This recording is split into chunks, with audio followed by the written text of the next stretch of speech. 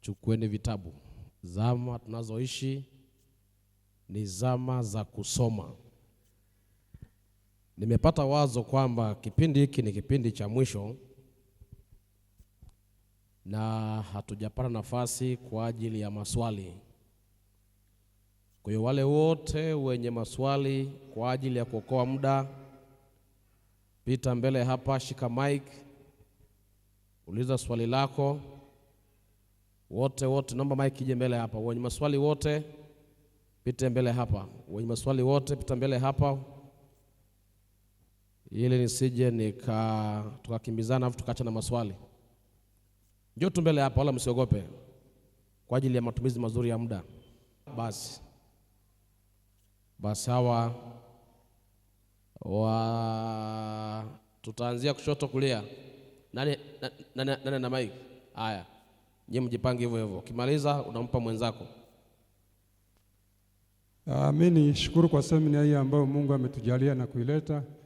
Tunapata mbinu nyingi. Swali langu ni kwamba agizo la Mungu kuhusiana na matoleo katika kitabu cha Malaki ameagiza kwamba leteni. Lakini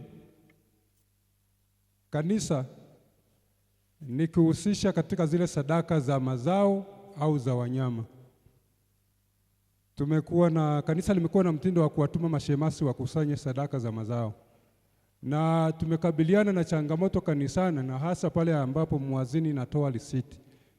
Kwa mfano, muazini akienda kuleta gunia la zaka na sadaka la mazao, linapopimwa hapa, likipimwa hapa, kipimo cha pale sio cha hapa, kipimo kinabadilika.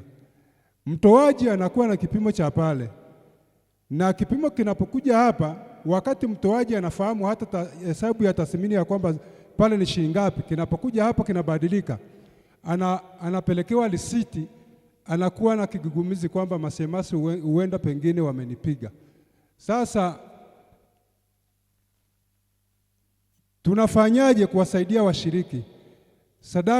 Zaka zimekuwa ni kama kodi ambazo zinatolewa kwa washiriki.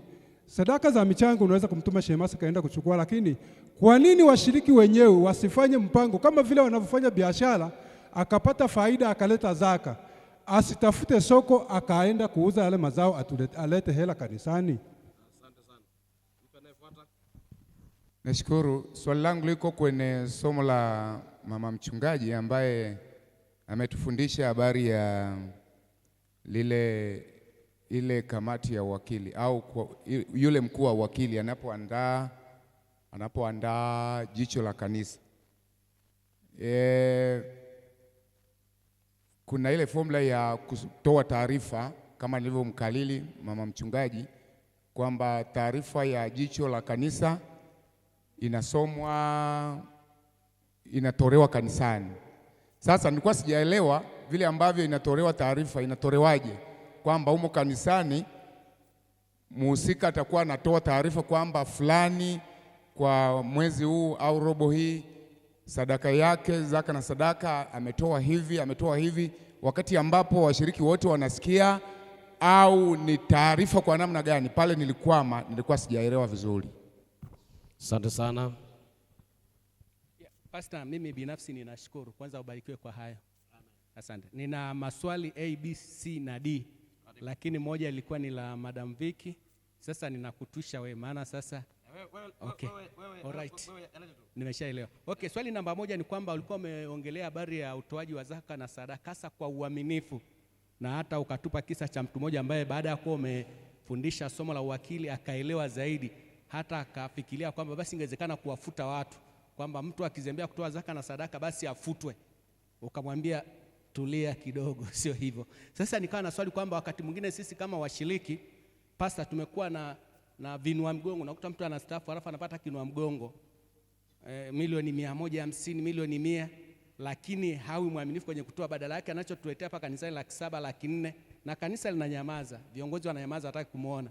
Lakini sio hilo tu, katika maeneo yetu tunapitiwa na miradi ya minala, kunakuwa na miradi fulani ya kishirika, ya mashirika, labda anakupa milioni 90, milioni 100, milioni 200, lakini bado nikija kanisani pastor analeta 800,000 kwamba ni zaka na sadaka. Hilo utanisaidia? Hilo sasa sijajua limekaeje.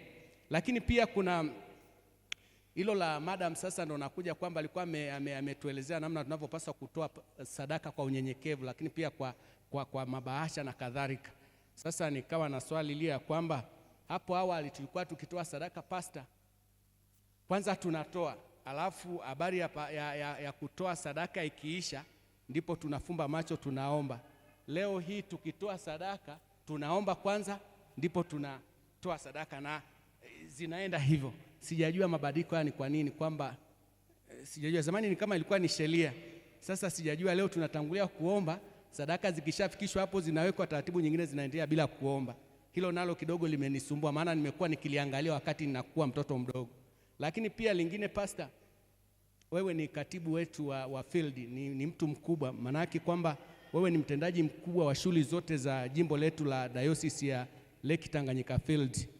Na tumekuwa tukipokea taarifa kama kanisa, ndani ya kanisa mtu na banana pasta, wazini kutoa taarifa kuanzia robo ya kwanza ya pili mwaka mzima, na tunakuwa na muda mrefu sana wa kutoa mnyamburisho, kuangalia sadaka zetu zinakuaje, zinafanya nini, idara mbalimbali 1 2 3. Lakini pasta, nikasikitika kwamba mimi tangu nimeamini katika kanisa hili sikuwahi kuona katika majimbo yetu, yani Conference Union pamoja na GC kule, kwamba labda kwa fili yetu kwamba kwa mwaka huu 2025 matoleo yetu ya sadaka yamekuwa 1 2 3, zimefanya 1 2 3 1 2 3. Basi mtutie moyo kwa hilo, basi tuelewe kwamba kile tunachokitoa kina vipengele 1 2 3. Hilo lingetusaidia sana. Sasa nilikuwa ninaomba, kwa sababu wewe ndio mtendaji mkuu wa shughuli za field yetu na ni katibu mkuu, naomba hilo basi utusaidie kwamba majibu yake yakoje. Lakini pia lingine, ulizungumzia habari ya kwamba kutoa ni pambano.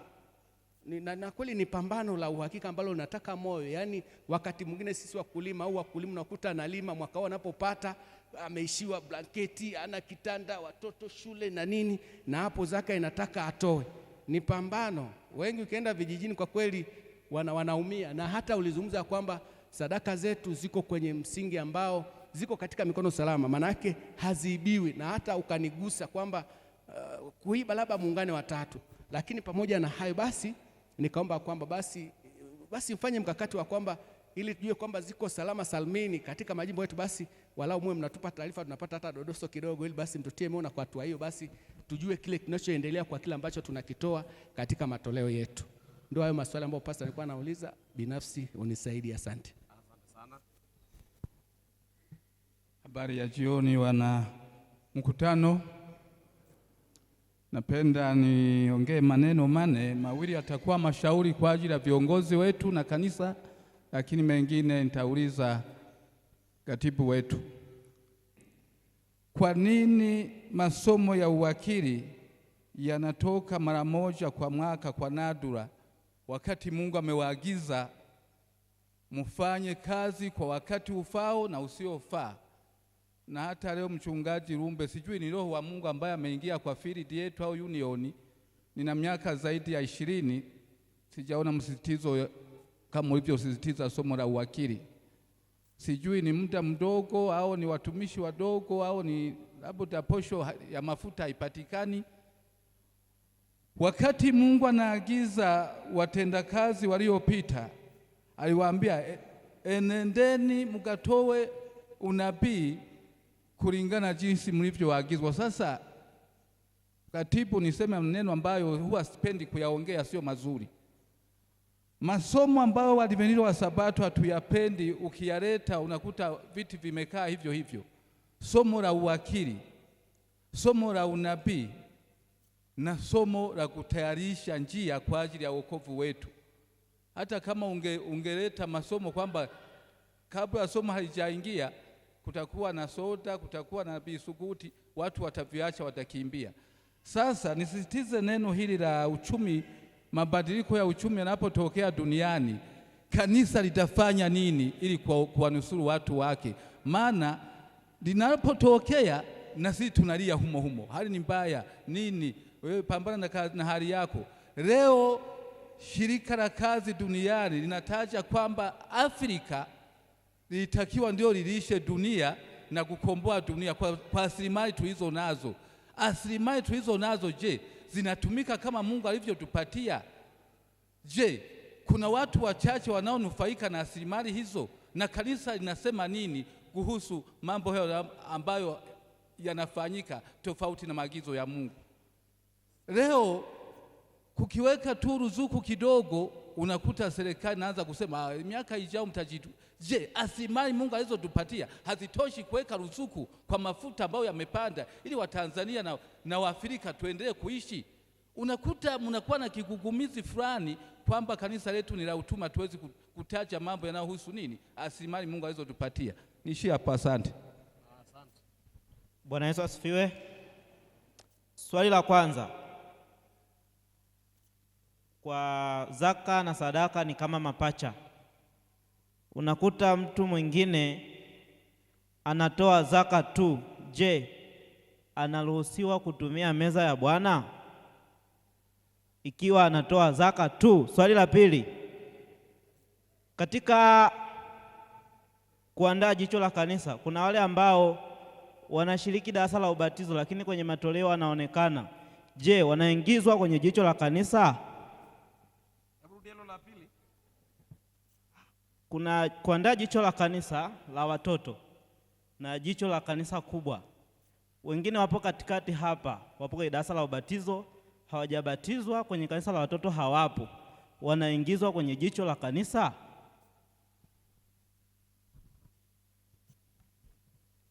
Mchungaji, mimi nikushukuru kwa mafundisho na nimebarikiwa sana, lakini kuna jambo ambalo limenisumbua kidogo kwenye fundisho lile la jana ulilolitoa juu ya zaka ya kwanza na ya pili, lakini pia namna ya utoaji wa zaka na sadaka.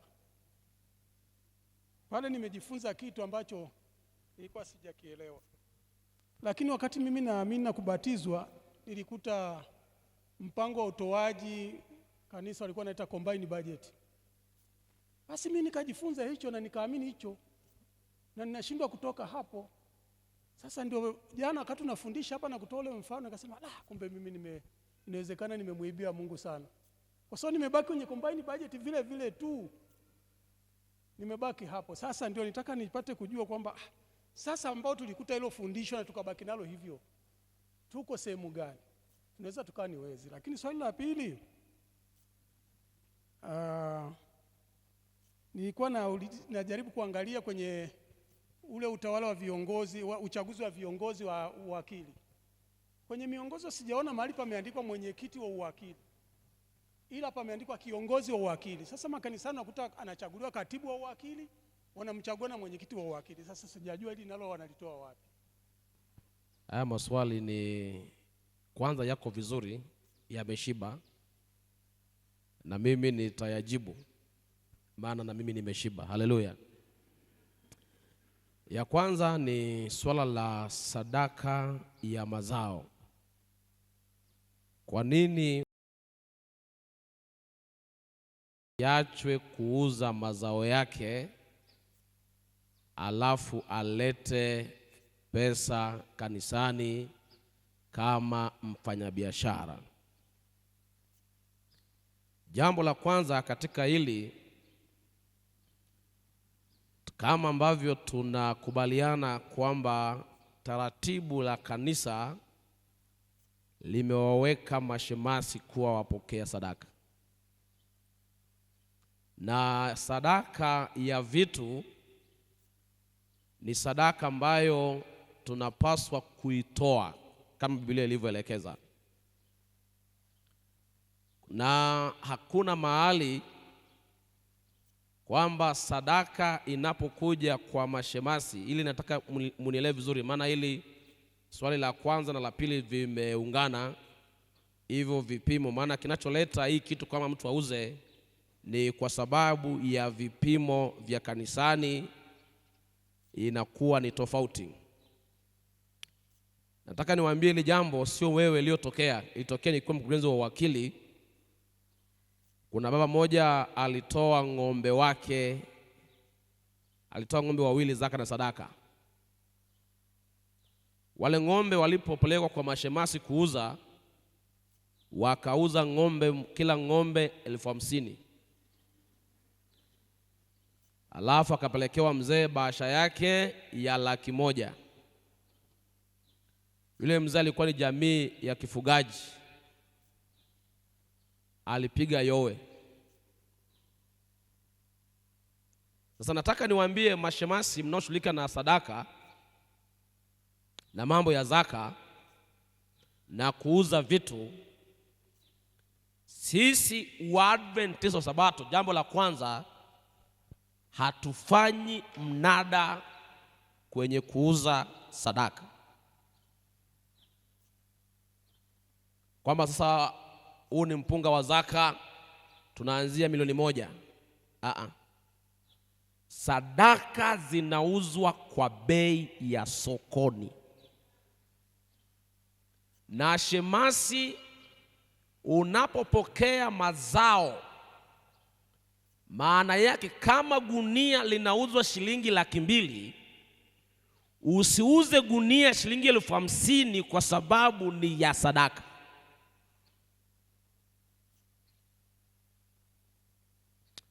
Wakati mwingine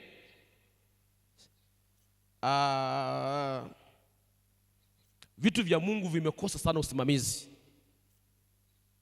lakini ndio mada ambayo nitamaliza nayo hapa. Hapo lazima ifanyie control, maana kwanza sadaka haipaswi iuzwe na shemasi mmoja, na hata si dhambi kama mwenye sadaka atahusishwa kwenye kuuza mazao, hamna dhambi. Mungu asipunjwe. Mashemasi wauze, wasiuze kwa faida maana tufanye biashara, wasiuze kwa hasara maana Mungu apunjwe. Kama jogoo ni shilingi 20,000, sadaka ya Mungu iuzwe 20,000, full stop. Mzee, umenipata vizuri sana? Na hii kitu hii tusifanye mza, nitakuja hapa na nukuu nitazisoma baadaye, kwamba sadaka inapotolewa, kila alipowaza kutoa sadaka, malaika walishatumwa kusindikiza hiyo sadaka, na malaika wataandika na nia ya mtoaji, wataandika ilivyotumika, na mpaka senti yake ya mwisho inaandikwa kwenye kumbukumbu za mbinguni. Tawasomea nukuu ile baadaye, sio kwamba hayo ni maneno ya mchungaji au maneno ya katibu. Habari ya matoleo ni issue ambayo wazungu wanasema very sensitive, na wale ambao Mungu ametusaidia, nataka tutie moyo, hata ikija kule jimboni, kule ikija jimboni, Mungu anaandika kila senti ilivyotumika, na ikitumika vibaya Mungu atamwajibisha huyo aliyetumia vibaya. Kuna wakati mwingine hata wazini uwaga wanajaribiwa, anadhani kwamba kwa sababu anachoshughulika nacho ni kubalance vitabu vyake vina balance. Kuna moja alituibia kitaalamu sana kwenye kanisa moja huko nakotoka, ambapo yule hata angefanya uwazini miaka, hata wangekuja wakaguzi kutoka wapi wasingemkamata. Na Mungu alivyoona kwamba sasa ameiba, imetosha, ilibidi Mungu mwenyewe afunue kwa kumwotesha mchungaji. Maana alivyokuwa anafanya hakuna, sitaki niseme tu hapa maana siwaamini wote hapa kwamba wote anaweza akachukua mwazini mmoja akachukua hiyo mbinu. Ile mbinu kiiba sadaka hizo ni mpaka Mungu mwenyewe aamue, hamuna naye kukamata. Na mpaka tunaenda sasa, Mungu sasa amedhihirisha, anaenda kukaguliwa, ameiba zaidi ya milioni 60.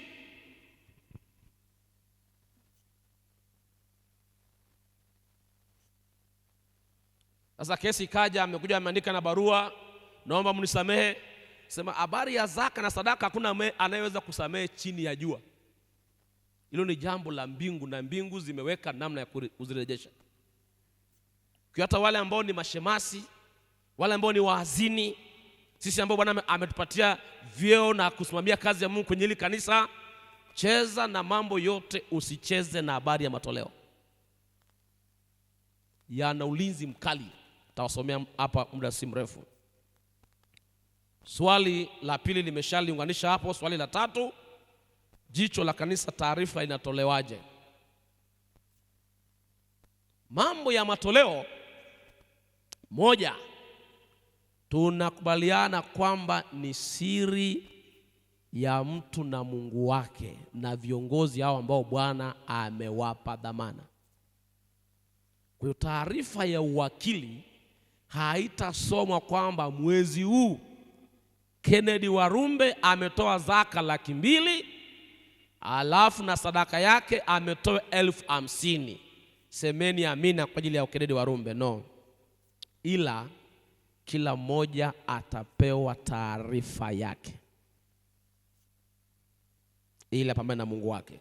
Ila hawa viongozi wa kanisa kama mchungaji, kamati ya wakili na wazee wa kanisa wataona, maana wamepewa wajibu. Nitawasomea hapa muda si mrefu nukuu ya roho ya unabii inayosema viongozi wanawajibika kuelewa mwenendo wa matoleo. Kwa msije mkaenda hapo, au wengine nilikuta wengine wamefanya hilo jicho, waamelewa jicho mpaka wameelewa zaidi, kila mwisho wa robo wanabadilika kwenye mbao za matangazo. Tukasema huo sio mpango wa Mungu hata kidogo. Kwa hiyo inatolewaje? Kila mmoja anapewa taarifa yake, ila kanisa zima linaambiwa tu kwamba makusanyo yetu yako hivi na hivi na hivi, lakini nani aliyetoa kwa majina, kila mmoja atapewa na jina lake. Majina yatabaki kwa viongozi, na viongozi usijaribiwe kutoa siri ya matoleo ya mtu. Sema usimwone pale Warumbe anahubiri pale, hayupo kwenye jicho. Ukiona Warumbe kwenye jicho hayupo, nenda kamuone wewe, mnyokee. Acha nidhamu ya uoga. Tunatamani sana watu kuna swali limeulizwa hapa sakoja. Kwa hiyo ndivyo ilivyo. Swali linalofuata ni habari ya zaka na sadaka, kama ambavyo tumefundisha, na sasa imeulizwa juu ya wale ambao tunaona mapato yao ni makubwa alafu wanacholeta ni kidogo. Amestaafu, amepewa milioni 100, akaleta 700,000. Mchungaji, unatushaurije? Ushauri moja, chagueni waazini waliojawa na Roho Mtakatifu kama Petro ambaye alinyooka na Anania. Kwa nini shetani ameujaza moyo wako? Kwa hiyo hapo kinachopaswa kufanya, hapo ndipo kamati ya uwakili, na usiende kwa kumhukumu mtu kana kwamba anachokileta ni tofauti na mapato yake. Nenda kaombe naye, na uende ukiwa umejiweka wako, bana unaenda kuiokoa roho. Usiende kutafuta pesa, nenda kutafuta roho yake. Mimi Batuzuni nimefanya hiyo kitu. Ilikuwa kuna mtu mmoja alikuwa anafanya biashara yake sihitaji kwa sababu ya muda. Alikuwa na hela nyingi sana yule bwana, ila alijiwekea kila Sabato 5,000. Na nifanya biashara. Sasa mimi waka nikawa napitia, maana ninajua ni wajibu wangu kupitia. Nikaenda nikakaa naye. Nikamwambia, biashara gani hii ambayo yenyewe haina yani hamna hasara, hamna faida kuongezeka, yani constant 5,500. Mwisho siku tu yeye mwenyewe akaniambia kama mchungaji, huu ni udhaifu wangu, niombe. Akasema hili alihitaji maombi, hili linahitaji tukae. Una haraka sasa hivi? Nina haraka. Hatutaomba. Tafuta muda, ukiwa na muda mzuri nataka nikae na wewe. Kweli akatafuta, tukaenda tukakaa. Nikampitisha kwenye maelekezo ya Mungu kuhusu matoleo. Akasema, pastor, sasa kama ndivyo hivi ninafanyaje? Nikamwelekeza.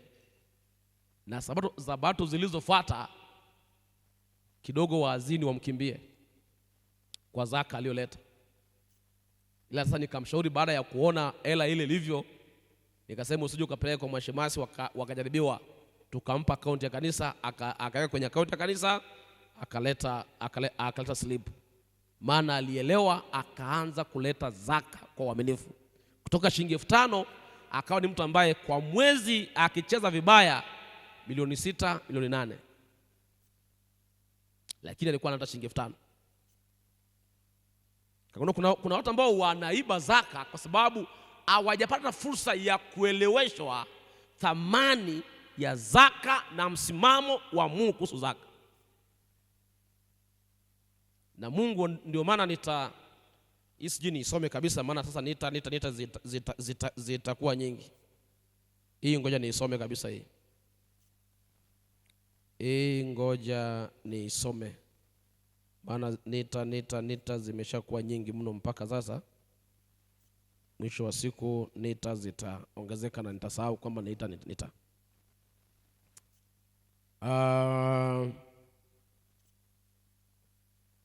hii hapa ni mashauri juu ya wakili. Kitabu kiko pale, mmeshaambiwa. Huu ni ukurasa wa 84. Sikilizeni vizuri hii nukuu. Kwa wale ambao mnaona mtu anampunja Mungu, usikae kimya. Maliza sehemu yako. Anasema kanisa lichague wachungaji au wazee wa kanisa waliojitoa kwa Bwana Yesu, na hawa wawateue wahudumu ambao kazi yao ni kukusanya zaka kwa uaminifu. Kama wachungaji, Pastor Makama, hii ni yako hii. Hii ni yako hii. Na ya Pastor Warumbe. Na mazuri na mchungaji nimemwona pale anasikia. Anasema hivi: kama wachungaji wataonyesha kuwa hawafai kwa kazi hiyo. Kazi gani hiyo? Ya kukusanya zaka na kuona wawezi na kwenda kukaa nao na kuomba nao. Anasema kama wachungaji kuwa hawafai kwa kazi hiyo, kama hawataangalia watendakazi walio chini yao wawe waaminifu, na ya kuwa zaka inakusanywa, basi wako hatarini. Wanapuzia mambo ambayo yanaleta baraka au laana kanisani, wangeachishwa kazi na wengine wapewe kazi hii. Ndio maana sisi pale field, kwa nukuu hii, watumishi wote tumewaanzishia jicho, na robo hii tunaenda kufanya tathmini. Robo hii, maana na sisi wenyewe kama tuwasimamie walio chini yetu, kwa maana ya wakurugenzi, maofisa wenzetu na watumishi wote, kama tuwasimamie, inapaswa Bwana tutoe pale haraka sana, alete watumishi wengine. Na hiyo kazi anaifanya mkurugenzi wa uwakili. Nadhani Pastor Makama ni shahidi, anafahamu, anaelewa. Na kwa hiyo kwa mara ya kwanza tunaenda kufanya, baada ya mzuko yote hii tumezunguka, sasa mkurugenzi wa wakili ataleta taarifa kwenye meza ya maofisa. Tutapita na mtumishi moja moja ambao tukiona kwamba huyu hafai kukusanya zaka. Maana huwezi ukusanya zaka kama mwenyewe uitoi. Kwa kifungu hiki tutawaambia watafute kazi nyingine ya kufanya.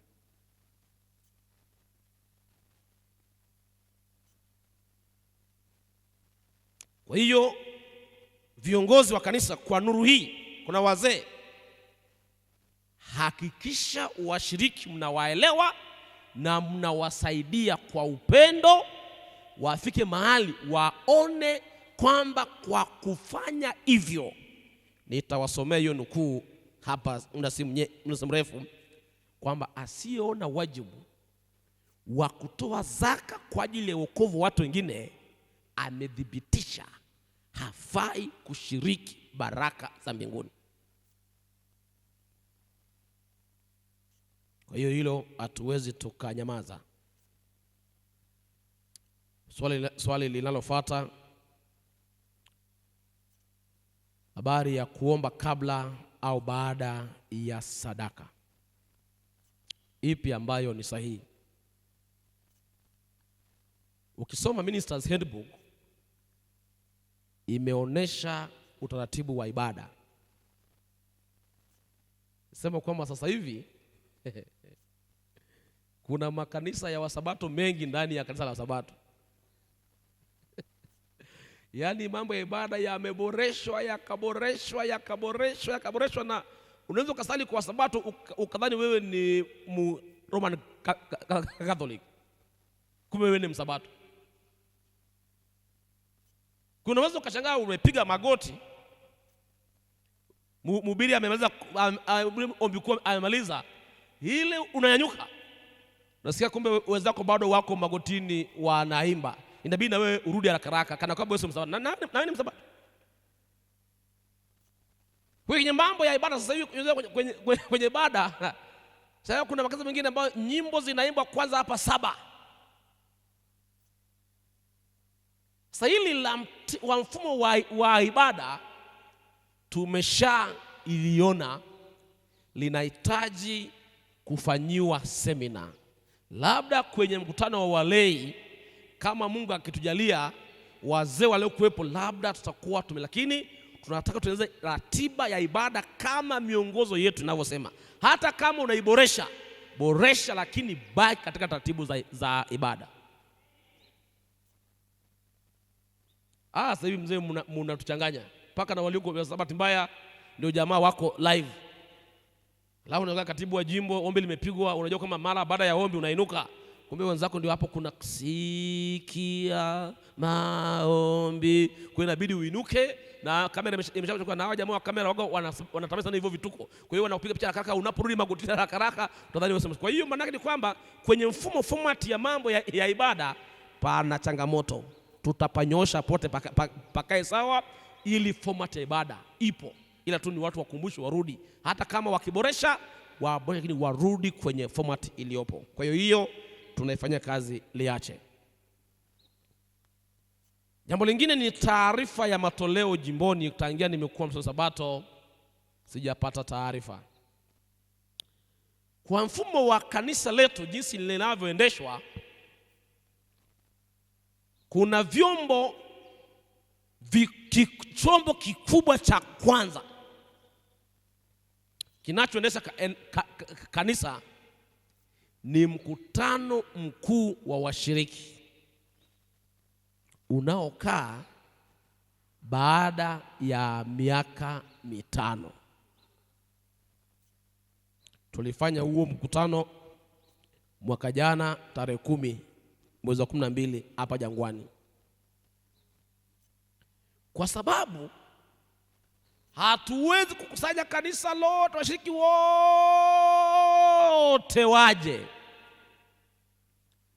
Huwa tunatumia wawakilishi, na wale wakilishi wanaokuja kila mmoja anatoka na taarifa ya mambo yote yaliyofanyika kwa miaka 5 na kuna kitabu. Shida tu ni moja, wengine wakija kwenye vikao hivyo akirudi na kile kitabu cha taarifa anadhani cha kwake, anaweka kabatini. Kile kitabu alipaswa akilete kanisani na muone mambo yote yaliyotendeka kwenye mambo ya matoleo. Na wangapi walikuja kwenye session mwaka huu hapa? Mulipewa vitabu? Sina hayo mambo yote nayo yasema. Kwa hiyo taarifa inatolewa kwa washiriki wote, jumla yake inatolewa mara moja baada ya miaka 5. Katikati hapa nini kinafanyika? Kwa miaka hiyo 5 sasa, ule mkutano mkuu unapomaliza, wanakasimisha majukumu yao kwa kamati tendaji au kamati kuu, ambapo sasa kamati kuu ambayo ina wakilishi kutoka kwenye kanda, ina wakilishi ambao ni wakilishi wa washiriki na wachungaji, wanasomewa mapato na matumizi mara 2 kwa mwaka, media na annual council,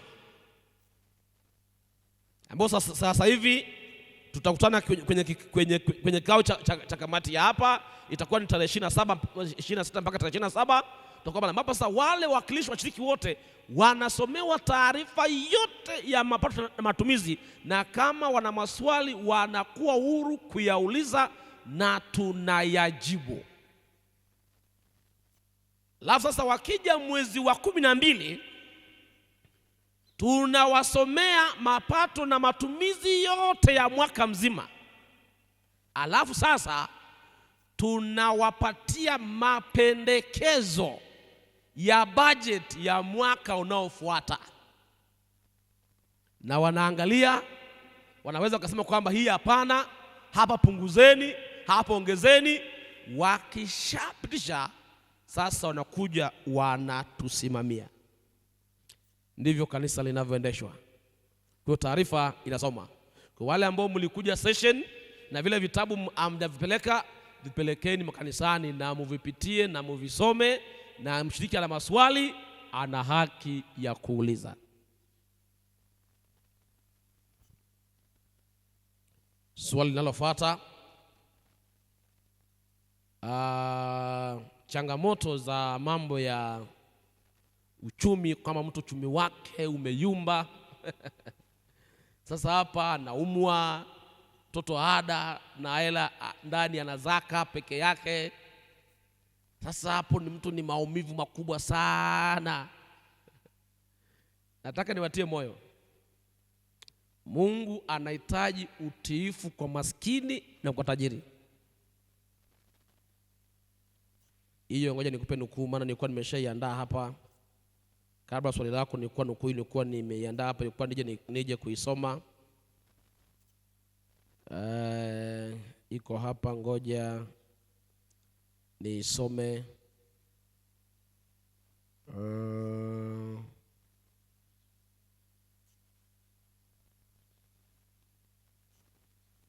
Iko hapa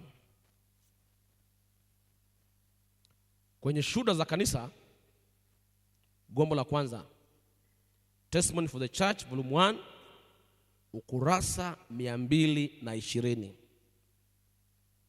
Anasema hivi: na alionyeshwa nyuma katika wana wa Israeli zamani, Mungu alitaka kwao wote, maskini na matajiri, kafara kadi ya alivyo wabariki.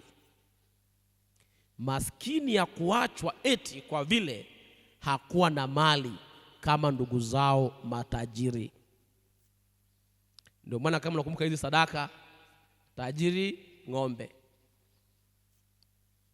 tajiri wa katikati kondoo, maskini kidogo kidogo njiwa, yule maskini hohae sadaka ya unga. Unajua nini maana sadaka ya unga?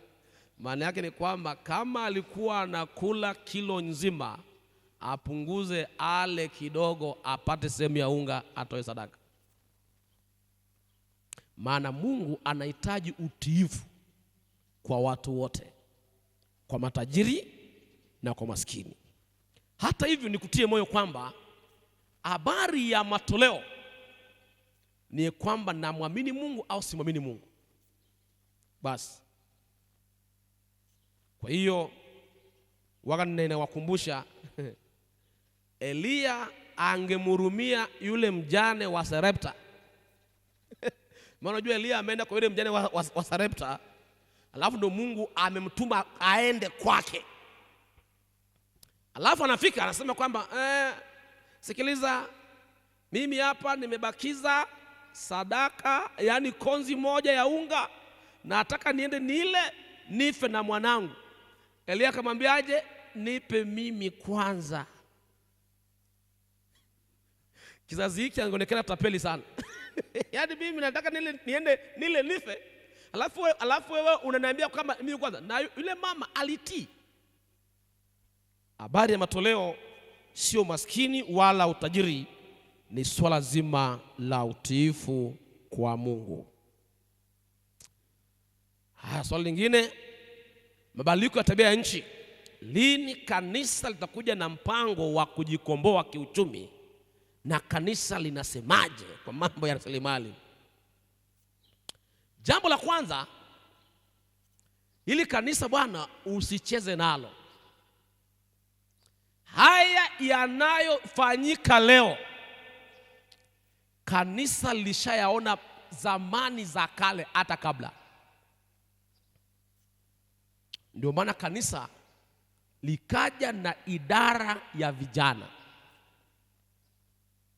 na idara ya vijana wakawa wanafundishwa nishani, na lengo la nishani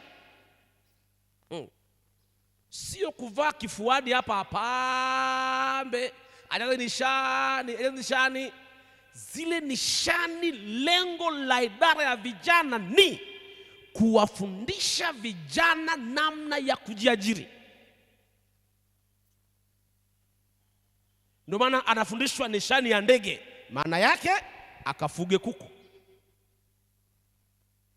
Anafundishwa nishani ya bustani, maana yake akatengeneza bustani. Anafundishwa nishani ya umeme,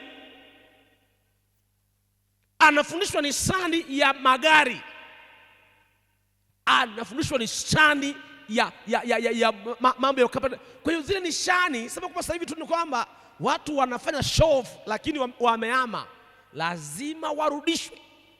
Kanisa lishaona mapema, likatengeneza idara ya vijana kwa ajili ya kusaidiwa. Nashukuru mkurugenzi mmoja wa vijana kule kwetu, yeye alifanya maamuzi kwamba anakufundisha nishani ya ndege theory, ili akufundishe nishani, aje akushe nyumbani una banda la kuku na wako hapo. Maana ilikuwa lengo la hizi nishani, ila leo zimekuwa tu za show off. Mtu amejaza kifuani ana nishani ya nyota, nishani ya bustani, anaenda kununua mboga sokoni. Madamu hapa alikuwa anafundisha na ana nishani, ana nishani ya ndege, baada anaenda kununua mayai. Kanisa lilishafanya hivyo.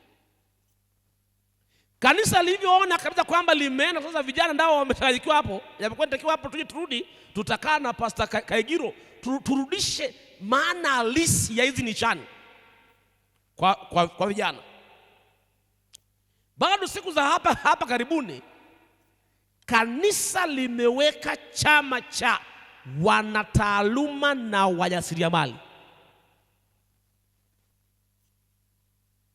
Sasa wakutane Waadventista Sabato, waone changamoto zao, waone namna ya kujikwamua kiuchumi, waone kwamba wanatokaje, wabadilishane mambo ya fursa. Wewe unalima parachichi, masoko sasa hivi yako wapi? Ndio ilikuwa lengo la chama cha ATAPE. Wangapi wamejiunga? Kwa kanisa linafanya, maana kanisa halina fimbo, ila kanisa lile linakuwekea miundombinu yote. Na bahati mbaya ilipokuja chama cha ATAPE, wataalamu, chama cha Freemason. Sasa kanisa lifanyaje? Kwa hiyo kanisa limesha. Na kingine ambacho sasa kwamba sasa kwa habari ya rasilimali, sisi kanisa la Waadventista Sabato, utume wetu hatuwezi kulumbana na serikali. Sisi utume wetu ni very unique na very special. Sisi ni hawa wenzetu hawa mwini hawa, tutawatengeneza waone namna ya kuishi na jamii. Na sasa hivi idara, mama ameshasema hapa, wameita idara ya wakina mama kwa ajili waende sasa wakae moja hapo. Mama wajifunze ujasiriamali kwa ajili ya kuja kujikomoa, kupambana na hali ilivyo, hali ya ajira. Bado kuna wengine mpaka leo bado idara hiyo wanaipinga, waitaki. Kanisa lifanye nini zaidi ya hapo? Kwa hiyo kanisa, kwa habari ya kupambana na hali ya uchumi, tuna vitu vikubwa viwili ambavyo vitatu, mambo ya vyama na mambo ya idara, hata chama cha AMO chenyewe. Unajua AMO siku hizi, AMO nayo imepoteza nguvu zake. Ngoja tuje tufanye mpango, tuite kikao cha wanaume cha AMO. Maana AMO kazi yao mojawapo kanisani ni kuwafundisha hawa vijana hawa. Waga ninawaambia, nikutana na mmoja, kisa waga ninakitoa sana ninapofundisha vijana. Yule kijana alikuwa mwaminifu sana. Nilikuwa ninachunga mtaa fulani pale Arusha. Huyu kijana ilikuwa saa 8. Amevaa tai, ameoga, amechana nywele, anakuja kuchonga beat. But nzuri siku hiyo nilikuwa na program kwenye hilo kanisa, nilikuwa na wiki nzima pale kwa kazi za ofisi, na nilikuwa nina program fulani na watu fulani. Kwa hiyo saa 4 nilikuwa niko pale kanisani, na nilikuwa nakaa mpaka saa 12. Saa 8 nasikia jamaa amefungua tu beat. Ilikuwa ni siku ya Jumapili. Sema Jumapili leo ni weekend, ndio maana amewahi. Jumatatu saa 8 ndume ipo inachonga beat. Jumanne beat. Jumatano beat. Nikamfuata. Kamanda vipi? Safi mchungaji. Hebu niambie unafanya kazi gani? Mimi nashukuru Mungu, mwaka huu ni mwalimu wa kwaya, kurugenzi wa vijana. Achana hizo za kanisani, kazi zako binafsi. Maana ili kazi nalo lina vyeo, unaweza kuchanganyikiwa. Kama mkurugenzi. Nikamwambia achana hizo. Kazi zako za mikono ni nini? Nikamwambia mchungaji, mimi nimemaliza shule, nimehitimu, ninasubiri ajira. Sema muda huu unaposubiri ajira unafanya nini? Nipo tu mchungaji, endelea tu kuniombea. Nikamwambia sikuombei. Funga kinanda, rudisha ofisini. Alafu uje hapa nikupe mtaji ukafanye biashara. Alivyokuwa anasema Madam Vicky. Alivyokuja, na kweli lile neno nilisema tu kwa hasira kama mchungaji. Na kijana na nguvu, naye kwenda akafunga kinanda. Japo aliniona sio wa kiroho, akarudisha kinanda chake ndani, alafu akaja. Niambia nipe mtaji. Sasa nikaanza kuwaza natoa wapi? Mungu naye akanisaidia kuingiza mkono mfukoni. Niona nina shilingi 5,000. Nikachomoa. Sema mtaji huu hapa. Tena kwa ukali, mtaji huu hapa. Toka hapa kafanye biashara. Kubana ametoka na hii 5,000. Ameenda nyumbani. Jamaa kulala. Anawaza hii shilingi 5,000 nafanya biashara gani? Na Madam Vicky nakutia moyo, jiandae kutoa mitaji na umetangaza hapa. Mimi za kurekota. Sikio nashangaa saa 1 asubuhi. Kijana anagonga kwangu. Hodi. Karibu. Akaja. Alipokuja, kaambia mchungaji, sijalala.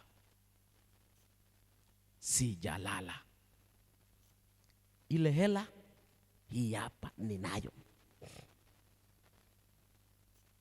Naomba unishauri nifanye biashara gani?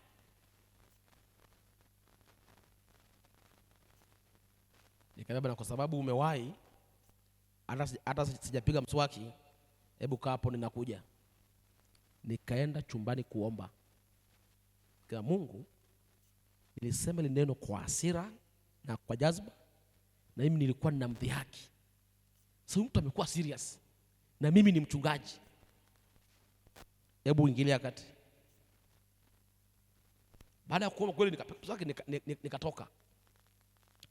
Nikamwambia, sikiliza vizuri. Unafahamu soko la Tengeru lilipo pale nasikia kuna mashati wanayatoa kila asubuhi sana. Wai saa 12. ikukute uko Tengeru, chagua mashati mazuri, maana wanauza 500 au 1,100, utayakuta hapo, wewe utajua utakavyoyapata. Kufika nyumbani, yanyoshe vizuri, nyosha vizuri na pasi ya umeme inyoke. Ingia mtaani, anza kutembeza hayo mashati. Kama sasa, mchungaji, samahani, nauli. Kaambia, sikiliza, mtaji wa maskini ni nguvu zake. Hauna nauli, tembea kwa miguu uende Tengeru. Nikasema tuombe. Nikamwombea, kaambia tawanyika. Alivyoondoka, nikaanza kwa Mungu, ikiwa huyu kijana atajaribu, ingilia kati, asije kakwama. Bwana we. Kijana akatulia. Sabato tunatuna naye, hana raha. Watu wanategemea apige kinanda, hata kupiga kinanda hana raha. Mpaka nasema kwamba hivi, kwa nini nilikuja kusali hapa?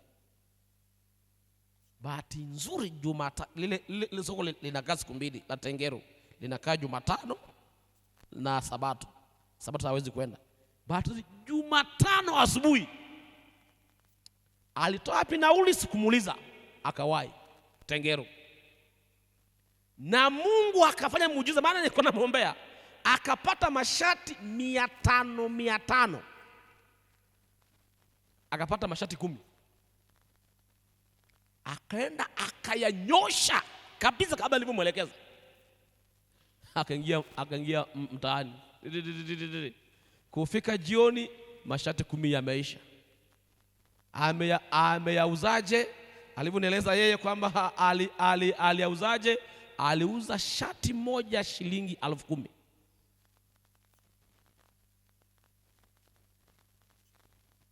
Ana shilingi ngapi hapo? Shilingi ngapi hapo? Shilingi ngapi hapo? Akaja anakimbia, anacheka, pasta, biashara inalipa. Kaambia, zaka na sadaka kwanza. Kufanya kisa kiwe kifupi, yule kijana alifanya ile biashara. Sasa hivi anaagiza marobota, amefungua ofisi, ameajiri watu, anauza robota, wanazimodoa, wanazibandamana zile za vijana majinsi, ameajiri watu na maisha yake yanaenda. Na ananiheshimu. Mara chache waga anafanya muamala kidogo, anambia kwamba mchungaji, hizi hela ni za kwako. Na mimi nampigia mkwara, ni zangu, maana hiyo akili ni ya kwangu. Nini ambacho nataka kusema? Viongozi wa kanisa, msione tu vijana hawa wanapendeza, wanaimba, chukue na wewe kwamba wanafanya kazi gani. Mzee wengine wapeleke wakamwagie kule maparachichi. Unajua, ndio maana tuna ule wimbo kwamba ikumbuke kote Sabato ya nani? Siku tamu na bora kuliko nyingine. Yatuletea raha kweli, si ndivyo tunavyoimba? Na maisha naenda mpaka tunaimba ule wimbo wa pumziko tamu wa chovu. Si ndivyo tunavyoimba ule wimbo? Maana yake Sabato ni watu waliotapa kazi wiki nzima. Na bahati nzuri sana waga mnajua sana kufuta wanaofanya kazi siku ya Sabato. Hao ukifanya kazi siku ya Sabato, mzee Mrigo, chap sana wanakuondoa. Lakini hao ambao hawafanyi kazi siku 6, sijasema mwafute, rudini kama kanisa mkawasaidia vijana. Na ninyi ambao mmeshapata uzoefu, mna nini, itena vijana hawa, wapatieni uzoefu wa maisha halisia. Mimi sijapata nafasi ya kuongea nao, bado tunazunguka jimboni. Na mimi maisha yangu waga nikiongea na vijana lazima yawatie moyo. Maana mimi ni miongoni mwa watu waliodhubutu. Waga nawatia moyo. Mimi niligoma moja kufa mjinga. Na ilibidi yafanyike maamuzi magumu. Kaka naambia takati ninafanya maamuzi na kwenda shule, kumbe Mungu yeye anatangaza mchungaji, na mimi sikuwa na njozi hata mawazo kwamba kuna siku nitakuwa mchungaji. Kwa Mungu anatangaza mchungaji. Ilibidi baba yangu mzazi aone kama vile huyu kijana amechanganyikiwa huyu. Shaka mtu mzima, ushona mtu mzima wapi anakwenda shule? Kumbe Mungu yeye anaandaa mchungaji. Maana mimi nilienda shuleni wala sikuenda shuleni eti niwe mchungaji wala. Nilikuwa na baba yangu tofauti. Mungu akafika akayageuza huko. Na mpaka sasa nafurahi sana kuwa mchungaji na sijajuta. Hao vijana wanapaswa kutiwa moyo. Kuna wengine wako hivyo walivyo maana hawajui. Basi kwa sababu hii inaongea nikataka nape kisa moja ambacho kimetokea jana. Ila dunia kuna mambo mengi tuyaache hayo. Tunarudi hapa sasa. Kwa nini masomo ya uwakili yanakuja mara moja kwa mwaka? Kwa nini masomo haya yasio yanakuja mara kwa mara? Haya yanakuja mara moja kwa mwaka kwa sababu kanisa mahalia wanapaswa kuwa na ratiba zao. Na hata sasa hivi tunawahurumia. Maana sasa hivi ratiba ziko nyingi sana zinazotoka ngazi ya juu. Nyingi sana. Lakini kwa lisia tulipaswa ngazi za juu tuachie nafasi kanisa mahalia kufanya kazi. Kwa hiyo hizi ni zile za conference nzima au field au union. Lakini bado kanisa mahalia wana nafasi ya kupanga na kuratibu semina na masomo ya uwakili. Wala si dhambi. Si dhambi. Katikati ya wiki mkiona kwamba kuna kawiki kamekaa hapa kako vizuri, mnaweza mkaorganize hapo kanisani hapo, mmoja wenu akaendesha, au kama mnahitaji kutoka jimboni, ongea na mkurugenzi wa uwakili, bwana tunataka semina za uwakili, njoo.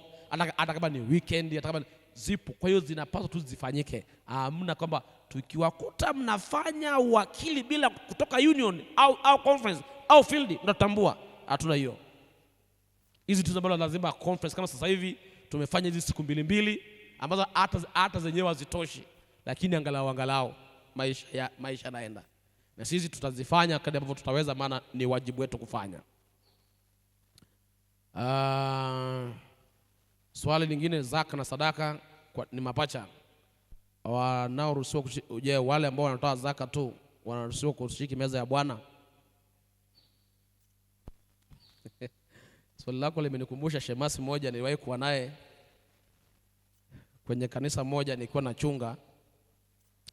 Yeye alinifurahisha sana yule jamaa. Alikuwa ni shemasi anagawa mikate. Kwa hiyo akawa anapita anagawia washiriki. Akikuta mwanamke amesuka, we usichukue.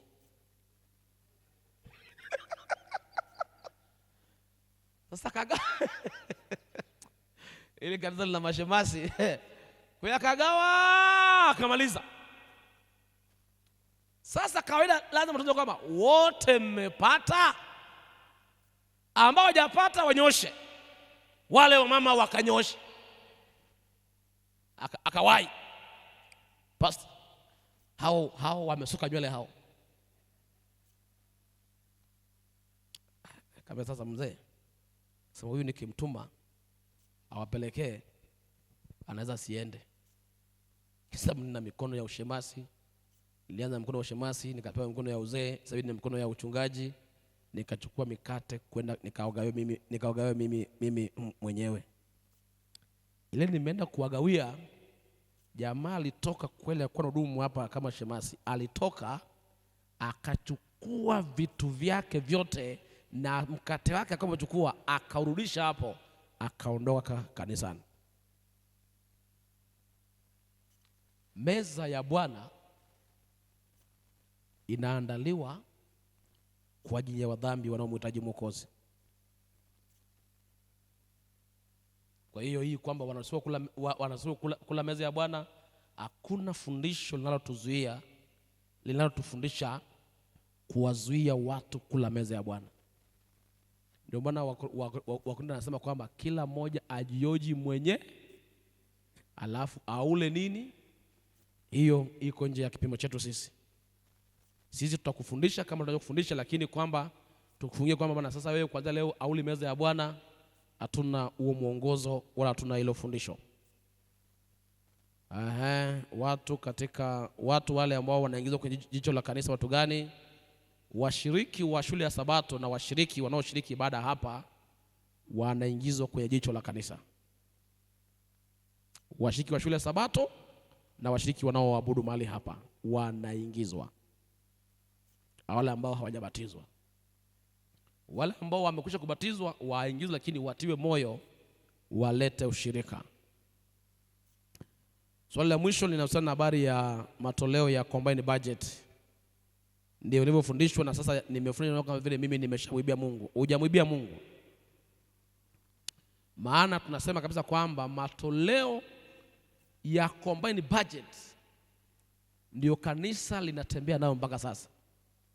Ila tunajua sadaka, ukishatoa zaka na sadaka 10%, haya mengine ni upendo wako kwa Mungu wako, na haiwezi kuwa dhambi kwa sababu hujatoa zaidi. Ila ukitoa chini ya kwamba labda utoe sadaka, kwamba sadaka utoe maana kuna mwingine ambaye anatoa sadaka, anatoa zaka 10,000 alafu sadaka anatoa shilingi 500. Hiyo ndio Malaki analalamika. Lakini ukitoa combined budget hakuna dhambi umefanya. Mengine haya yanakuwa sasa ni upendo wako kwa Mungu wako, unakuja ni plus. Swali la mwisho lilikuwa kuhusiana na habari ya uchaguzi wa watendakazi. Uchaguzi wa watendakazi hawa wanaochaguliwa sana nene. Kiuhalisia tu ni kwamba kanisa linapaswa kuangalia watendakazi ambao ni waaminifu. Hicho tu ndicho kipimo chake. Na ndio maana wakati tunawatia moyo kwamba hawa waaminifu wapimwe katika nyanja zote za maisha. Leo kinachotesa kanisa ni kwamba kuna dhambi ya unafiki imeenea sana. Anachaguliwa Kennedy Warumbe, mnafahamu kabisa changamoto zake, alafu unanyamaza nazo. Wanaosema hawa walioandikwa wafanye kama walivyopendekezwa, unanyosha mkono wako juu, alafu unaenda kulalamika pembeni. Wewe unafiki wako nakutesa. Ila kama tungesaidiana kiroho, bado tunapata kazi wazuri na wanaoweza kufanya kazi kwa utukufu wa Mungu. Jana nilibakiza swali moja lile la habari ya sadaka ya malimbuko na sadaka ya kupata faida. Jibu ni hili: sadaka ya malimbuko haijaondolewa, sadaka ya kupata faida haijaondolewa, ila kanisa kwa kupitia kuangalia kwamba hizi sadaka ukiangalia zote zinafanya kazi ni ile moja, kanisa liliamua kwamba turudi kufundisha combined budget inayoleta sadaka hizi zote, na ndio sababu baadaye sasa kanisa likaziweka kwenye asilimia namna ya matumizi yake. Kwa hiyo anayeleta sadaka ya malimbuko hajazuiliwa, lakini kama kanisa tunafundisha combined budget inayounganisha sadaka zote kama zilivyo. Saa 12:04 sasa, na injili haiwezi kuisha kwa siku 2. Naomba tukomee hapo. Mungu awabariki, Mungu awatie nguvu tukayaishi haya. Tukiwaita tena mkuje, bado tuna vitu vingi vya kujifunza tunapomsubiri Yesu aje atuchukue mbinguni. Mungu tubariki kwa jina la Kristo, amina. Pastor, karibu tuongoze sasa kwenye programu ya kuhitimisha semina zetu.